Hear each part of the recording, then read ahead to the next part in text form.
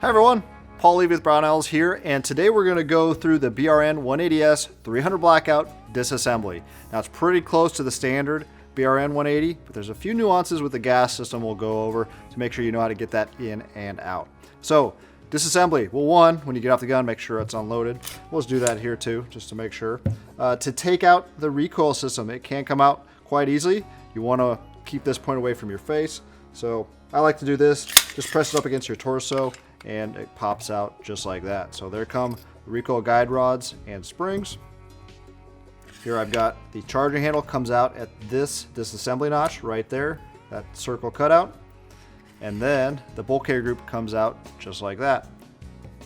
From here, to take off the BRN-180 Gen2 handguard, you need to use a 5/32 Allen wrench to take the handguard off. And you do that like so. So I'm going to loosen that. It doesn't need to come all the way out, but you can take it out all the way. That's fine.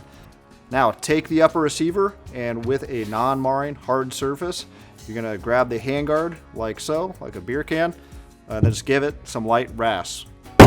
There you go. May take one or two shots, and it's going to come off the barrel. Take the handguard off, set it aside, and that exposes your gas system. So you don't have to do that to adjust it. You can adjust it from the outside. But right here, we're going to take apart the BRN-180 Gen2 300 Blackout gas system. First, we're going to take off this clip right here. Pop that up with a tool. You might be able to get that with your fingers if you're skilled. Then we're going to pull the cup and piston assembly to the rear, like so. And you'll cam out the front portion. And then, while retaining control, allow everything else forward and remove them out the front. So there you go. There's the disassembled gas system. You can take off this spring here as well. Now reassembly is the same, but in reverse. First, you'll start by putting the spring back on the piston rod, like so.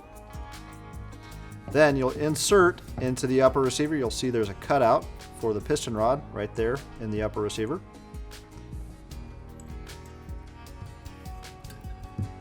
You're going to have to keep tension on that. You're going to take your connecting piece right here, the piston cup, insert that like so. Then you take the front regulator, insert into the cup, pull to the rear, and align with the gas block.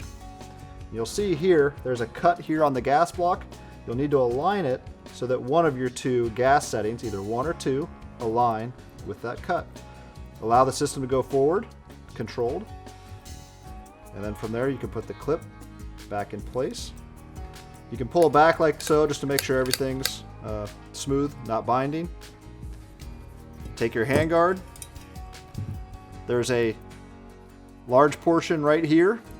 Your flash hider is going to go in this side, and then your gas system goes up top. You can't install it incorrectly. Slide it over. It is a nice friction fit, so you may need to give it a little bit of a tap. Take your Allen wrench and snug it up. What that's going to do is tighten the handguard up tightly up against the upper receiver. That's good. Take your bolt carrier group, install until the charging handle cutout is at the takedown notch. Take your charging handle, install that, and then allow the bolt carrier group to go forward. It won't go all the way home because the bolt does have a little spring pressure with the bolt spring. That's okay. And then you'll take your recoil guide rods and springs, insert into the upper receiver, finding those notches in the back of the bolt carrier. Allow it to go forward. You may need to give it a little bit of a tap, and you're reassembled. You can close your ejection port cover, and that's your reassembled BRN-180 Gen2.